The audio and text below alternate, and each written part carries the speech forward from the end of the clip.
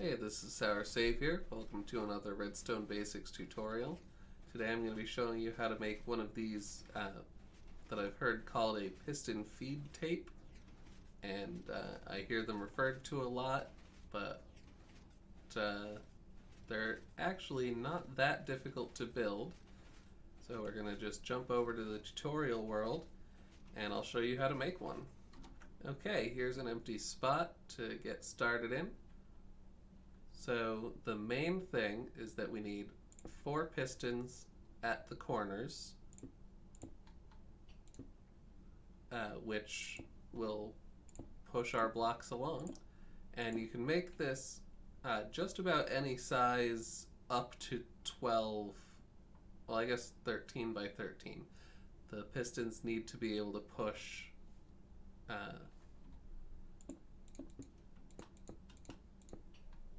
the push limit. So,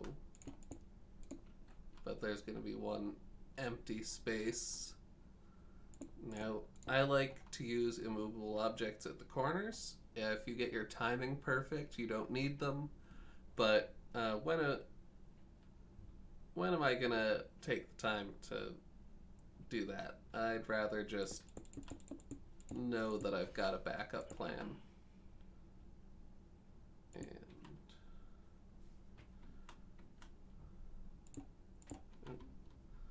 there we go.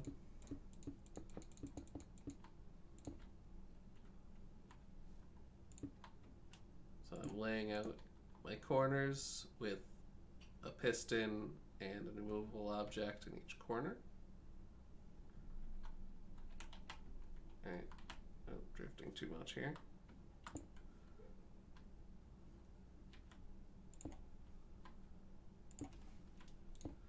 Alright, so as you can see, each piston faces in a different direction. So this piston will push our blocks down, this one will push them over, this one will push them up, and then this one will push them back in the original direction. And I'll be using these blocks here. 1, 2, 3, 4, 5, 6, 8, 9, 10. Oh good, I didn't go over size. So we're going to want to line up repeaters into each of these pistons. Just test it to make sure it works. Yep.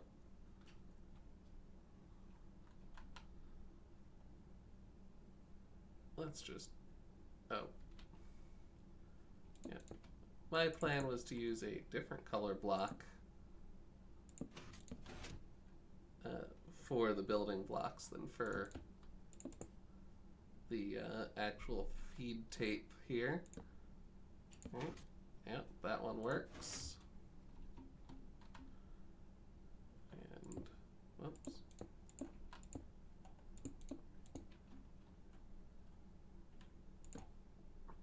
Yeah, before we worry about any timings, we just want to make sure that our pistons actually fire.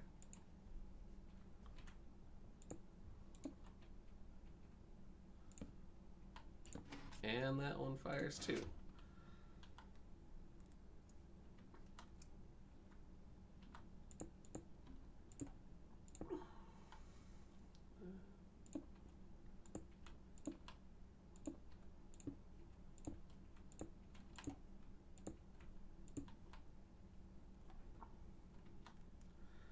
And I think that one's hollow at the end. I think we have the correct amount of blocks. You can't fill the entire thing. You need to leave 2 empty spaces. Otherwise the pistons won't be able to move, and we're going to be firing 2 at a time, so we need room for the 2 piston heads. And we've got that. So next up, we're going to be setting up some inverters.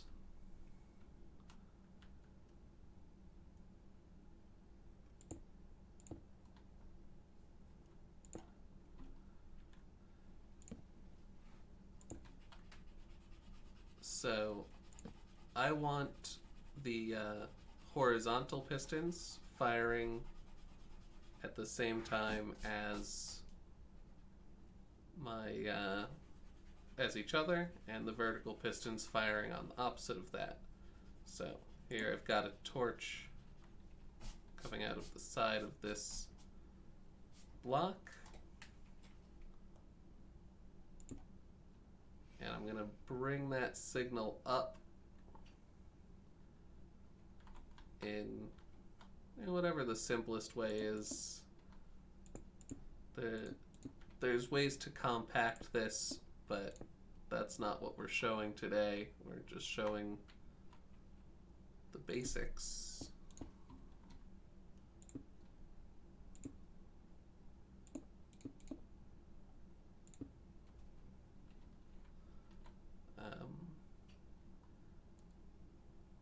Yeah, if I use a slab, this will be fine.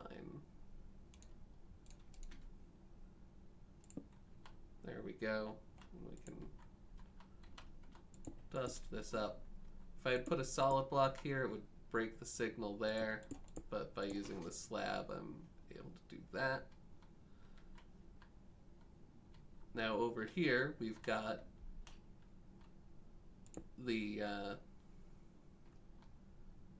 vertical at the bottom, so we're gonna just swap which side's taking out a signal via repeater and which side's taking out the signal from a torch. But I'm going to power this so that I can make sure I get my dust correct on the way up.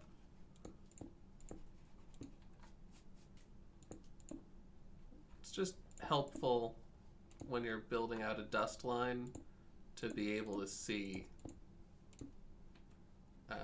that it's powered.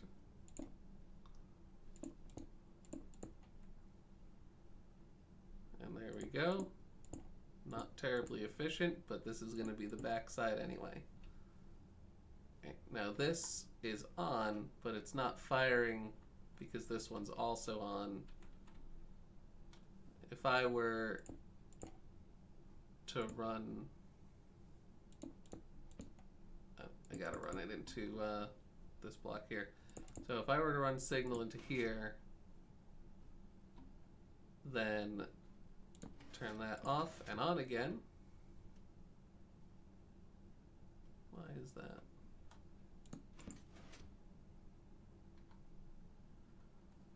Oh, it's because there's a solid block. Once I get these all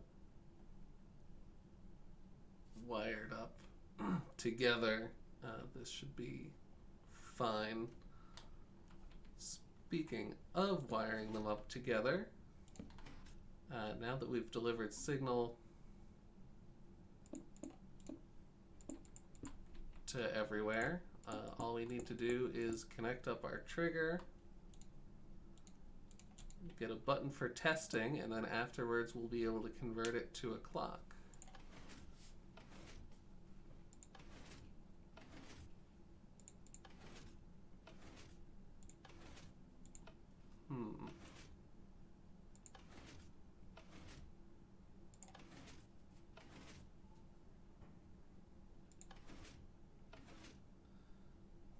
Yeah.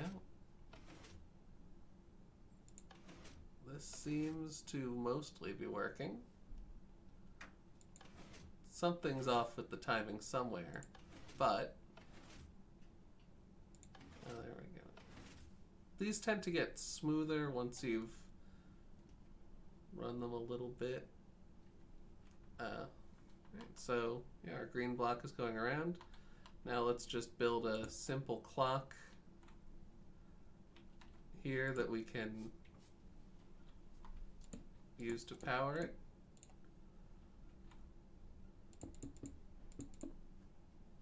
Let's swing the clock a little slower. There we go. And there we have it, our green block.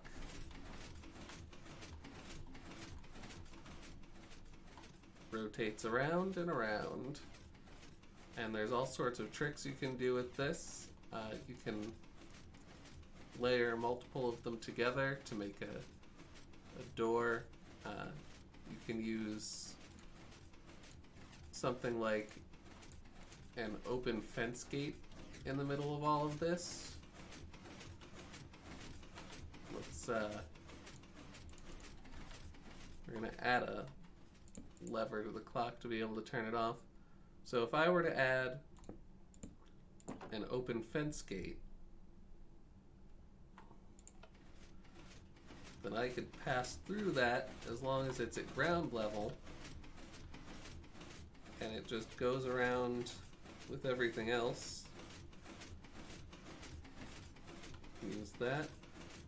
You could also do something like I did in my menorah video, where I could replace one of these solid blocks with a transparent block that gets pushed by pistons and set something up where a redstone circuit is broken when the transparent block is in front of it. There's all sorts of uses for a piston feed tape, and now you know how to build one. So thank you for watching.